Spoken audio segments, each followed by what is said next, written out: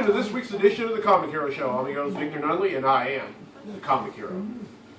This is a special edition of the Comic Hero Show. My co-host is Isaac, who happens to be the son of my good friend Chris, who I've known since junior high, and she thought it'd be a great idea to let him co-host, and so did I. Oh, and also co-hosting is his little brother Levi. All right, now usually whenever I do my show, I usually have the Victor Rant segment. I'm not going to do that this week. Instead, I'm going to bring back a segment I haven't done in a few episodes, and that segment is called Any Questions? Questions I walk around in, questions I didn't thrive in, questions I will survive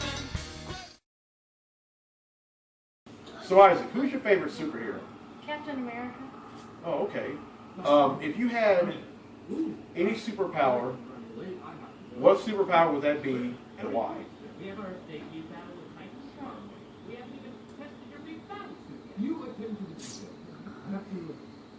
Actually, I can't answer that. There's a lot. Oh yeah, there's a lot that a lot of people want. I can understand that. Okay, who's your favorite superhero team? The Avengers. Oh, that's an awesome choice. Do you have another favorite superhero who's a member of the Avengers other than Captain America? Well, Hulk. He's pretty cool. Yeah, Hulk is great. And with that in mind, this week's segment of DC versus Marvel, it's Doomsday versus the Incredible Hulk. Yeah, awesome, huh? All right, let's go. Are you man enough, big and bad enough? Are you gonna let them shoot you down? Welcome back to DC vs. Marvel. This week, it's Doomsday versus the Incredible Hulk.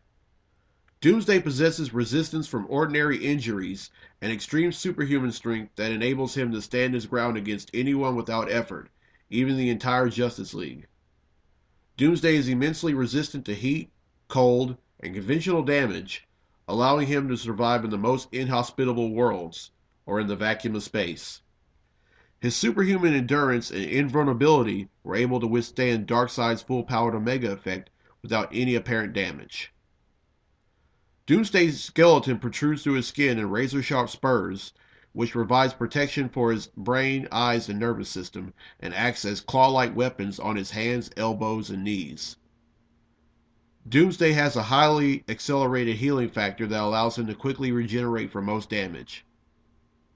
The Hulk possesses the potential for limitless physical strength depending directly on his emotional state, particularly his anger. His durability, regeneration, and endurance also increase in proportion to his temper. Hulk is resistant to injury or damage, though the degree which varies between interpretations, but he has withstood the equivalent of solar temperatures, nuclear explosions, and planet-shattering impacts. Despite his remarkable resiliency, continuous barrages of high-caliber gunfire can hinder his movement to some degree, but he can be temporarily subdued with intense attacks with chemical weapons such as anesthetic gases, although any interpretation of such doses will allow him to quickly recover. Who would win? Like the first DC vs. Marvel with Superman vs. Hyperion, this one would take place off-planet. It would be an honest-to-goodness slugfest. Doomsday would quickly act to use his claws against the Hulk, severely wounding him. The Hulk's anger, however, wouldn't allow himself to go down too easily. He gets up and fights him, even stronger than before, and rips out his entire skeletal system. Hulk wins. And that concludes this week's segment of DC vs. Marvel. Hulk! Smash! Well, I hope you enjoyed this week's segment of DC vs. Marvel, and I'll have another one up next week. So right now, let's get to the comics I bought this week. Comic books I bought this week.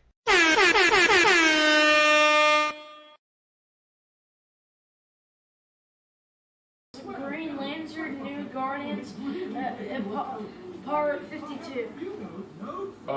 Actually, it's Green Lantern New Guardians number 33. It's the name of it's okay. The name of the series is called The New 52 because about 3 years ago, DC decided to like restart all their books, and they restarted books like Superman, Batman, Wonder Woman, Justice League, and Teen Titans. Rewrote their origins, and well, Green Lantern New Guardians. In the last issue, we find out that while the New Guardians were trying to find one of their other New Guardians, Carol Ferris is also helping them do that, and at the same time trying to find Kyle Rayner, who happens to be the White Lantern. Yes, the White Lantern. So oh, by the way, if you're some of my coworkers at my job, if you have any questions about me about any stuff that's going on in any books, please let me know. But anyway,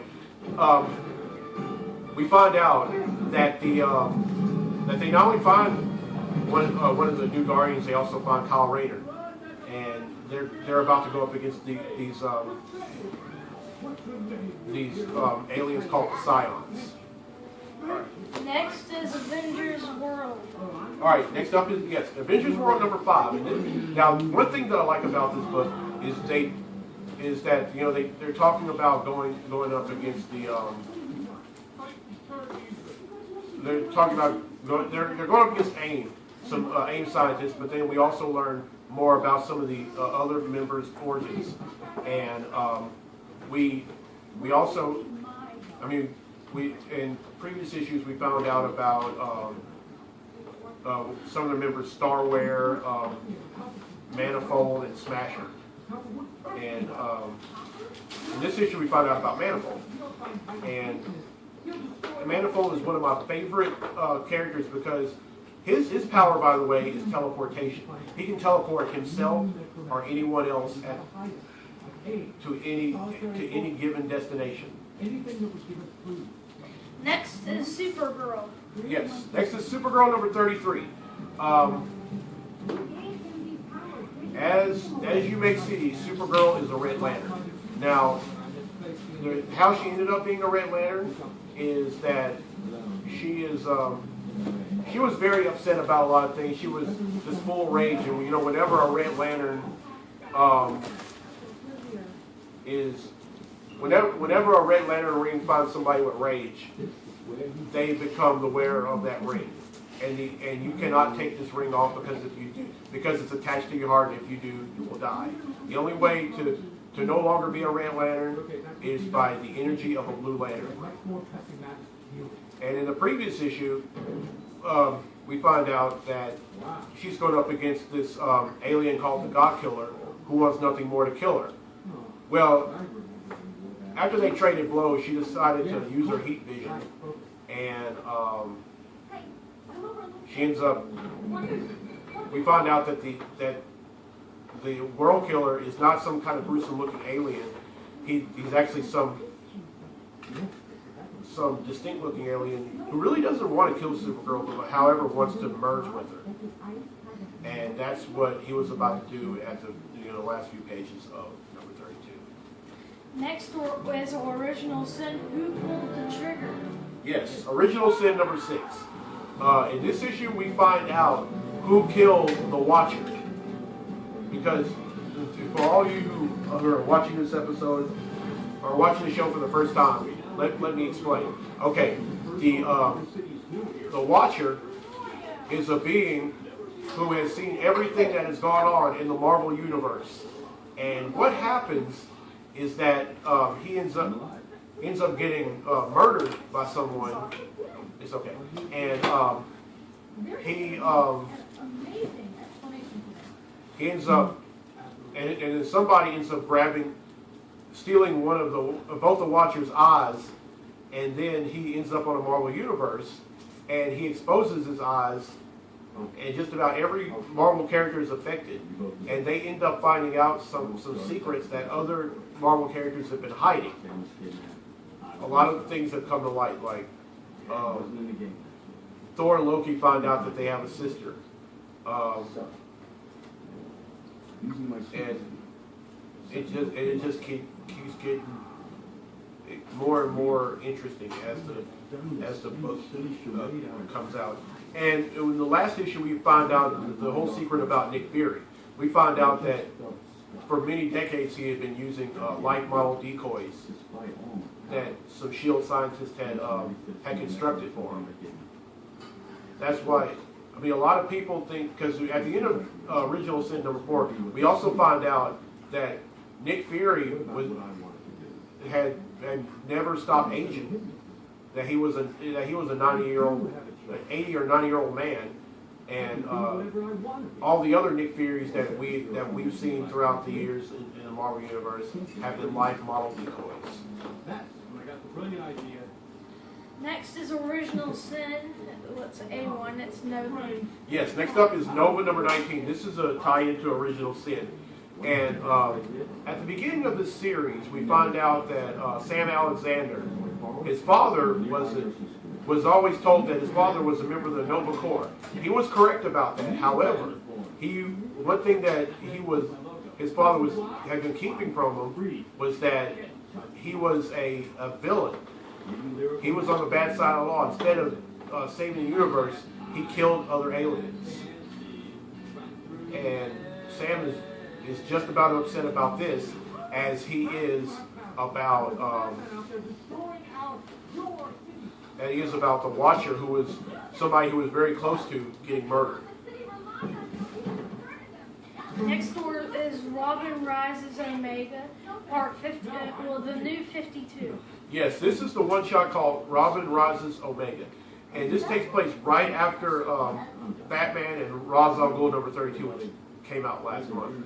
Now, in the previous issues of Batman and, well, it was called Batman and some random characters in the DC universe. We find out that Robin, who was murdered by request of his own mother, Talia al Ghul, who happens to be Ra's al Ghul's daughter. We find out that Ra's al Ghul had dug up his body and Talia al Ghul's body and decided to resurrect him in the Lazarus Pit. Now, Batman really doesn't care what Ra's al Ghul does with Talia al Ghul, but he does care about what he does with Robin, who happens to be his son with Talia al Ghul. And by the way, Robin's real name is Damian Wayne, and he tries to go, and he goes on an endless journey to stop Ra's al Ghul from resurrecting him in the Lazarus Pit. And at the end of in Batman and Ra's al Ghul #32, we find out that Batman was a little too late. And in this one shot, we find out more. So I'm thinking, I don't know what's going to happen. I don't know if Robin will be resurrected. That I know. But what I don't know is, will he be on the side of Batman or on the side of Ra's al Ghul? All right. That's it for today. Well, that's 6 I bought, which brings the total number of comics that I bought since December of 1997 to 6,321.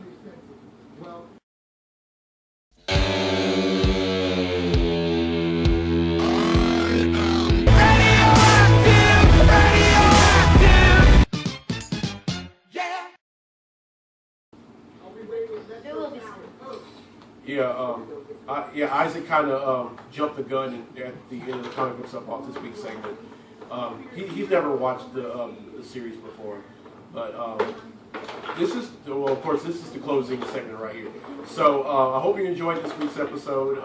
If you have any suggestions, if you have my cell phone number, call me. If you have my email address, email me. If you even if you may see me anywhere in the Monroe, West Monroe area,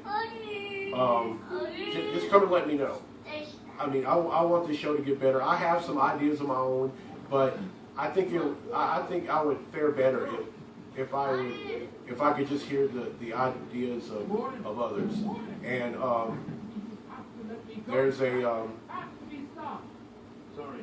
a page that I have on Facebook that a few people have liked called the Comic Hero Fan Forum. That is for everyone who has ever liked the page. If you have any ideas, let me know there. Well, next week I don't know where I'll be. I don't know what I'll be doing, but it's going to be yet another great episode. All right, I'm Victor Nolly. I'm the Comic Hero. He's Isaac. I'll see you next week. Till then, be safe, be blessed, be a hero.